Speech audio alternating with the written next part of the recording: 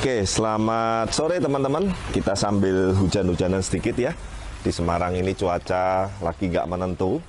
Nah, mungkin Noval dan teman-teman dan Bless People kalau inget pekerjaan ini sebetulnya udah 10 bulanan yang lalu, hampir genap 1 tahun lah.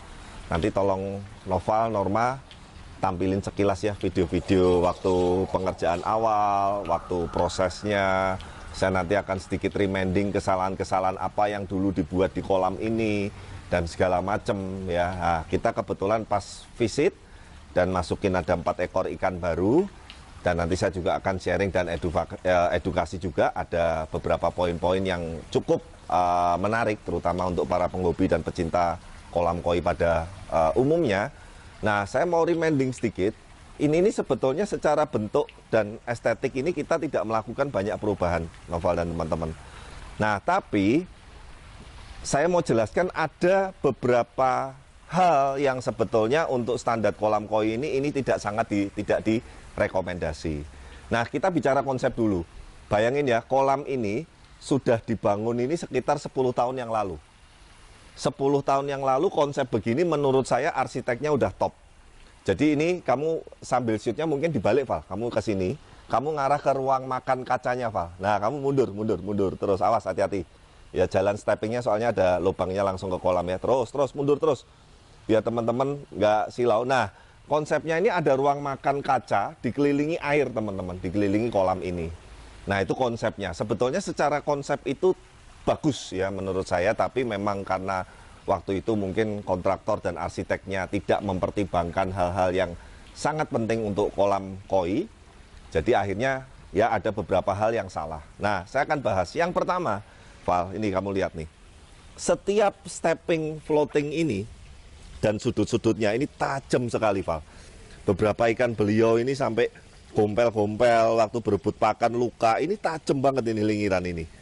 Dan ini kita sudah nggak bisa apa-apain. Kalau dulu misalkan kita waktu awal misalkan dapat konsep seperti ini minimal tak ovalin semua.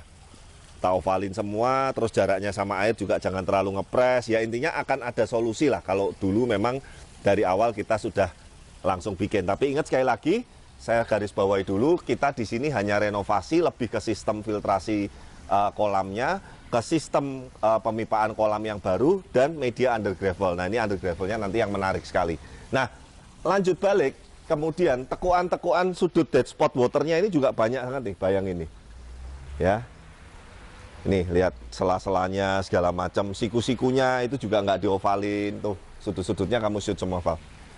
Intinya memang jujur sebetulnya kolam ini bukan standar yang untuk kolam koi, tapi hanya lebih ke estetik dan hias seperti itu.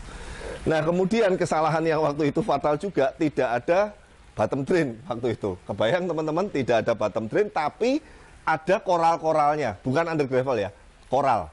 Jadi koral di bawah, taburan, cuman ditabur aja, bawahnya itu kayak dikasih pipa-pipa yang hanya disusun. Nah, itu stafnya beliau, karyawannya beliau itu cerita bersihnya itu berapa? 3 bulan sekali ya, Val ya? 3 bulan harus ngangkatin. Tapi ya 2 bulan 3 bulan sekali harus ngangkat semua kerikilnya katanya. Kalau waktu bersihin sama nguras itu seminggu nggak kelar. Bayangin, maintain 1 minggu nggak kelar. Teman-teman bisa kebayang nggak capeknya kayak apa itu? Nah, karena memang itu mesti dilakukan, karena kalau lebih dari 2 bulan waktu sebelum kita benerin, airnya itu langsung berubah jadi keruh, coklat dan segala macam. Ini full odor. Kamu shoot ke atas, tidak ada tutup sama sekali, karena kalau dikasih kanopi, dikasih tutup, jadi menghalangi view dan estetika. Ingat sekali lagi konsepnya, ruang makan kaca dikelilingi air, dan kita ngelihat view ke taman dan kolam renang. Arsiteknya sebetulnya top sekali lagi, tapi memang mungkin karena tidak fokus di bidang kolam dan koi, jadi ada beberapa minus. Terus ketiga, skimmer juga nggak ada tadinya. Ya, skimmer itu nggak ada. Ya, jadi akhirnya permukaan air pun juga, nanti coba deh kalau ada video-video lamanya masih ada ya, tolong ditampilin sebelum direnov. Nah, dulu air mancur keluar begini, ini beda sama sekarang. Kalau sekarang dia masuk ke filter dulu, sirkulasi, air bersihnya muncul air terjun. Dulu enggak, ya pompanya muter-muter di area sini aja. Nggak ada filternya, nggak ada chamber filter yang collecting itu juga. Nah, jadi teman-teman bisa kebayang dulu beberapa kesalahan yang ibaratnya kita benerin, dan ini sekali lagi proyek tambal sulam dan renovasi sebetulnya sangat jarang sekali kita terima, karena bukan apa-apa, sekali lagi mengingat keterbatasan tim kita juga. Jadi Blast ini selalu fokus ke project-project yang baru supaya kita bisa lebih maksimal juga pembuatannya.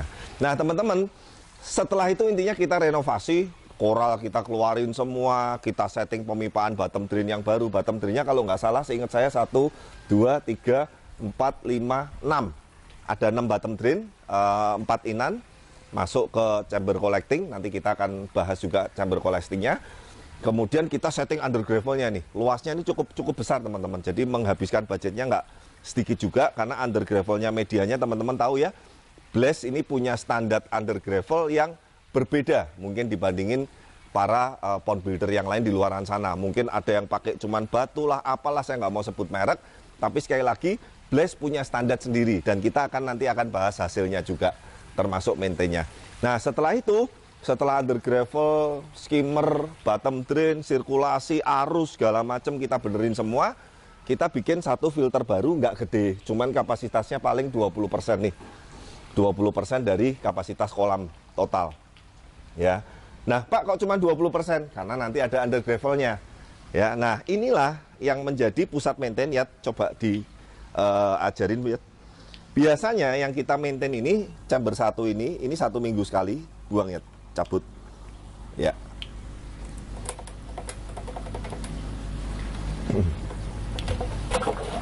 Nah tuh kotoran-kotoran awalnya langsung keluar tuh ya. Nanti tunggu sampai agak bening, awas licin. Nah kamu pompa backwash-nya nyalain juga ke sini Pak, masih ngerekam. Nah tuh kotor, kelihatan nggak airnya kotor banget, kelihatan kan? Nah nanti tunggu, kalau kira paling 1 menit lebih sedikit sudah agak bening, tutup. Nah tutup sudah ya.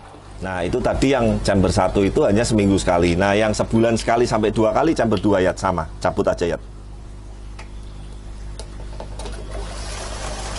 Tuh ya, di awal-awal airnya keruh dulu, buangin yang kotoran.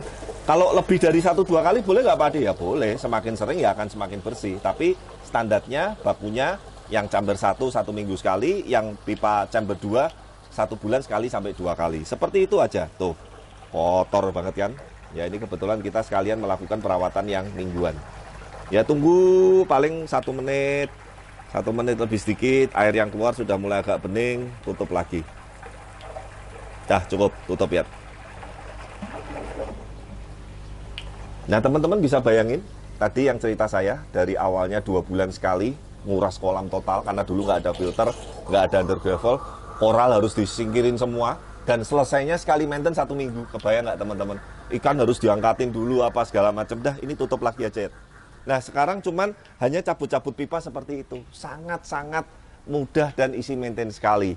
Ya, bahkan ini juga tidak pakai RDF pun, nanti teman-teman bisa lihat kualitas airnya. Nah sekali lagi ya teman-teman, mohon maaf, kadang ada beberapa konten dan video ya, dalam tanda petik ya, saya sekali lagi sudah di titik yang males untuk menanggapin teman-teman ya. Ada yang ngatain katanya kolam kalau nggak pakai RDF itu bukan kolam koi, kalau nggak pakai chiller itu bukan kolam koi. Ya ini menurut saya maaf banget ya, mungkin mainnya sama sekolahnya kurang jauh ya. Ya untuk sekedar catatan teman-teman yang tadi ngomong seperti itu, kita cek by data aja ya. Jadi sekali lagi mohon maaf, saya tidak ada maksud apa-apa. Dalam artian begini loh teman-teman, yang tadi yang saya bilang mungkin mereka juga beliau-beliau ini masih baru ya, bikin video yang seperti itu karena kebetulan jualan unitnya apalah segala macem ya. Terus ngatain kalau kolam nggak pakai RDF, kolam nggak pakai chiller, kolam nggak canggih ini bla bla bla, katanya kurang top ya. Kita lihat statistik lah. Selama ini sudah bikin berapa kolam sih gitu ya. Kalau saya cuma mau boleh ngomong, Blast ini di 2 tahun terakhir aja itu hampir 50 kolam, 2 tahun terakhir.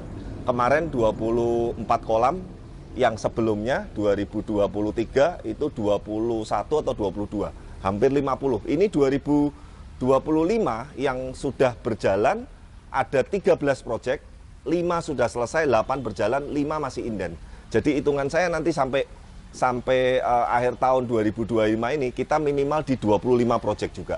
Artinya 3 tahun terakhir aja Blast ini udah buat 75 kolam. Nah tadi yang ngatain itu 1 tahun bikin berapa kolam, teman-teman udah pakai statistika itu aja ya, kurang lebih saya males debat. Nah saya balik lagi ke sini teman-teman.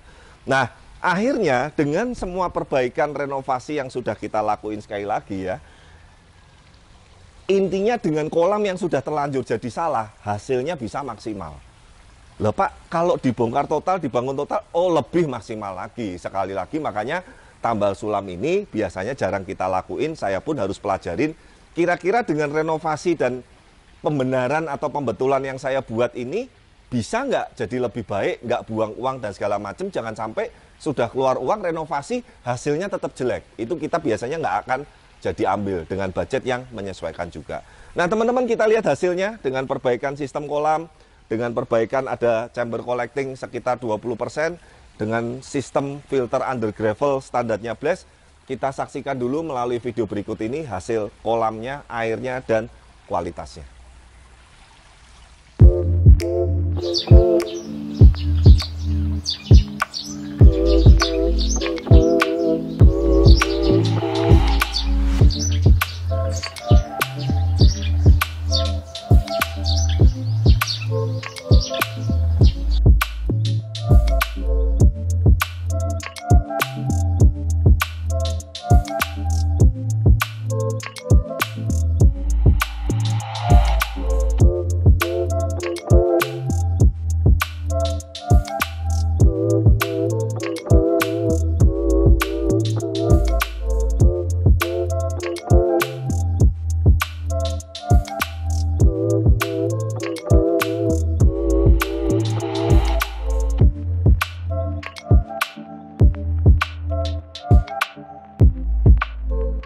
Nah teman-teman ya, itulah hasilnya dari renovasi dan upgrade yang kita lakukan. Yang pertama saya bahas ulang, pembenaran di sistem plumbing pipe dan pemipahan kolam. Jadi bottom drain, skimmer, arus, overflow, input air baru untuk dripping dan segala macam, output air terjun, itu kita setting ulang total semua. Ya, yang kedua, kita berikan media under gravel di seluruh full area kolam. Ini lumayan juga budgetnya ya. Dan ini under gravel Blaze, sekali lagi bukan cuman nabur batu ya, sekali lagi ya. Itu kita nggak berani ngomong kalau yang seperti itu diklaim katanya bagus juga ya monggo. Tapi teman-teman kalau mau lihat yang kita agak bahas detail di situ, kalau teman-teman ingat di project yang Cengkareng. Ya saya bahas waktu setting under gravelnya, ada pipa kelabang, ada coral split, ada coral medium, ada jet mat, ada air yang flow-nya dibalik supaya di dalamnya under gravel ini tidak clogging, ada pergerakan juga. Tapi pergerakannya tidak boleh terlalu kencang supaya tidak mubal. Nah itu sekali lagi mungkin saya nggak bisa sharing secara detailnya, tapi kurang lebih intinya sistem under gravel kita memiliki standar dan sistem yang bagus sendiri juga. Nah yang ketiga, chamber collecting yang di dekatnya Dayat itu kamu shoot lagi, yang untuk memudahkan maintainnya secara mingguan dan bulanan. Inilah hasilnya teman-teman. Jadi kalau memang wah Pak kok nggak sempurna ya, ingat sekali lagi ini renovasi teman-teman. Kalau kita ibaratnya upgrade total, wah saya jamin hasilnya bisa 3 kali, 4 kali lipat lebih bagus dari ini. Tapi teman-teman lihat, dengan renovasi yang kita lakuin ini, kualitas airnya, beningnya, kristalnya, dan satu lagi, customer cerita. Jadi ikan yang lama dari kolam belakang, itu ada yang tadinya gendong telur. Ya, ada pejantan juga beberapa di sini, singkat kata, brol di kolam. Itu wamisnya luar biasa, cuman nggak nyampe sehari itu balik bening lagi. Dan sekarang yang kecil-kecil itu Val, itu beberapa yang jadi Val. Coba bayangin, kalau kualitas airnya, ekosistemnya, habitatnya nggak bagus, mungkin sudah mati satu kolam tuh waktu buang telur. Ya, tapi waktu itu kita langsung besoknya pembersihan di chamber collecting aja, under gravel nggak diapa-apain. Yang kecil-kecil malah netes semua, malah bandingin dengan wah ikannya kurang bagus, ini apa bla bla bla. Ya setiap customer, setiap orang, setiap konsumen itu punya prioritas dan punya sesuatu yang memang kita nggak bisa pukul rata atau samain. Oke ya, itu ya teman-teman mungkin yang saya bahas mengenai under gravelnya, sistemnya, renovasinya cukup ya. Dan teman-teman bisa lihat ini full outdoor, Semarang hujan panas nggak karuan, tidak semua kolam di kondisi terbuka dan full outdoor seperti ini bisa terjaga kualitas air dan kesehatannya seperti ini. Nah semoga nanti berikut ini kita dikasih kesempatan entah bikin yang di sebelah gazebo, lah itu nanti saya jamin mungkin temanya kita bisa bikin yang sedikit berbeda, sistemnya bisa lebih oke, lebih keren, saya jamin itu baru koinnya nanti yang top-top, mantap, seperti itu teman-teman ya. Nah tapi intinya melalui video ini saya kepengen update, inilah hasil renovasi kolam lama yang usianya udah 10 tahun dan sudah running sejak kita renovasi ini kurang lebih 10 bulan. Secara kualitas air, kesehatan ikan, kebeningan, isi maintainnya, perawatannya sangat-sangat mudah sekali. Nah, teman-teman yang tertarik dengan sistem-sistem filtrasi dari standarnya Blaze, kolam-kolam estetik yang indah, natural, Megatank, Aviary, dan lain-lain, teman-teman bisa langsung hubungin kontak di bawah ini. Jangan lupa dukung terus channel kami, like, comment, subscribe, dan see you di video-video berikutnya. Bye-bye.